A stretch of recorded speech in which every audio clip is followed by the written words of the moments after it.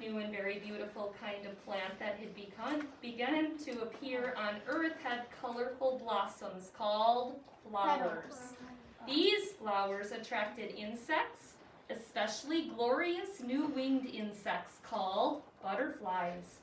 The butterflies and other insects carried pollen, the powder produced by flowers, from one flower to another. Sometimes the wind blew the pollen from one flower to another. Plants that received pollen from another plant could make a new plant. Soon there were many, many kinds of flowering plants. Nowadays, flowering plants are the most plentiful plants on earth. Flowering plants make the world more beautiful, and many produce foods such as fruits and nuts. One kind of animal that appeared after the dinosaurs died was a flying animal. There were already many flying insects on the earth, but this animal was much, much bigger than an insect. In fact, some varieties of this animal were as big as a school teacher. This new animal had wings, feathers, and a funny mouth that was long, hard, and pointy. It was a vertebrate, and it laid eggs. These new animals were the Earth's first birds. Animals that are covered in feathers and have wings. Nowadays, many scientists believe that these first birds developed from large flying reptiles. Another new kind of animal appeared after the dinosaurs died. This type of animal was a vertebrate, and it had a larger brain than any other animal. It had a hairy coat that helped keep it warm. It could make milk in its own body, which then fed its babies. Many varieties of this type of animal developed. Some were as small as a finger and others as large as a house. Most had 4 legs and lived on the land.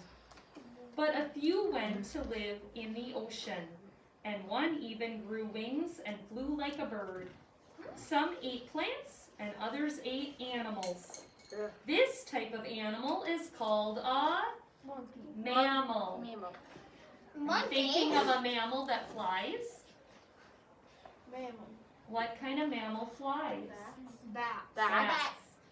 Mice, rhinoceroses, elephants, horses, kangaroos, cats, bats, dogs, whales, camels, and monkeys are all types of mammals. Mammals thrived on Earth and soon became very plentiful. So plentiful that this time in Earth's story is known as the Age of Mammals. By this time, Earth's supercontinent, Pangaea, had broken apart. It had split into 2 huge pieces of land that floated away on the Earth's ocean. These 2 huge pieces of land, called land masses, made 2 smaller supercontinents that are now called Larissa and Gondwanland. Gondwanland. I should have practiced that. So 2 continents, only 2. How many do we have today? 7. Gradually, these 2 supercontinents also began to break apart and drift on the Earth's ocean.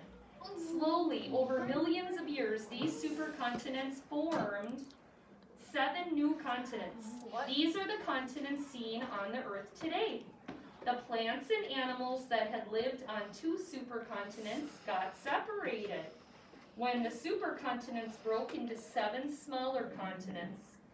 Some scientists believe that this separating might be one of the reasons that nowadays certain animals and plants are found only in certain continents.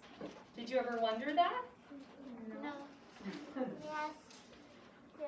Except for zoos, of course, Yeah. right? The earth was now rich with life. Plants of shapes, colors, and sizes lived on land and in the water. Fish, dolphins, and other sea creatures swam the earth's oceans.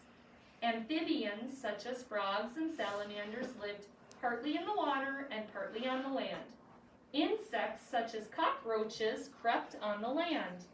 Other insects, such as butterflies, flew in the air. Reptiles, such as turtles and snakes, crawled and slithered over the land. Birds, such as seagulls and songbirds, flew through the skies. Mammals, such as apes and enormous creatures called woolly mammoths, which looked a bit like today's elephants, roamed the land. Before life started on Earth, Earth was a red, hot, rocky planet with an olive green ocean.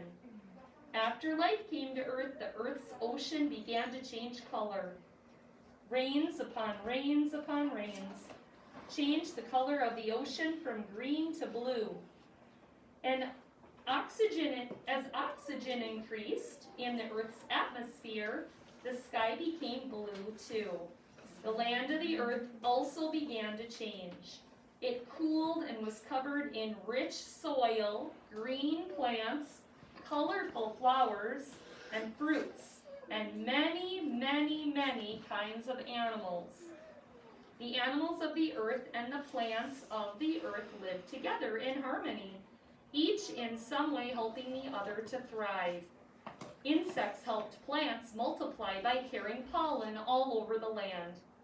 Plants released oxygen into the earth's atmosphere so that animals could live. Animals breathed carbon dioxide into the earth's atmosphere so that plants could live. Dead and rotting plants provided rich soil so that new plants could grow, which were then eaten by the animals on Earth. Some animals became food for other animals. There are many changes in the Earth's weather over millions of years. Every time the weather changed, many animals and plants died because it was either too hot, or too cold, or too wet, or too dry for them, and they could not change fast enough to thrive. But many plants and animals survived the Earth's changes. And one more animal, a special mammal, had not yet appeared on Earth. This mammal would walk on two legs, and it would be very, very clever, and it would invent many, many new things. This type of mammal is now called a Human. and groups of humans are called people. How humans came to Earth is a whole other story. And that is the end of the second grade I have lesson. a question.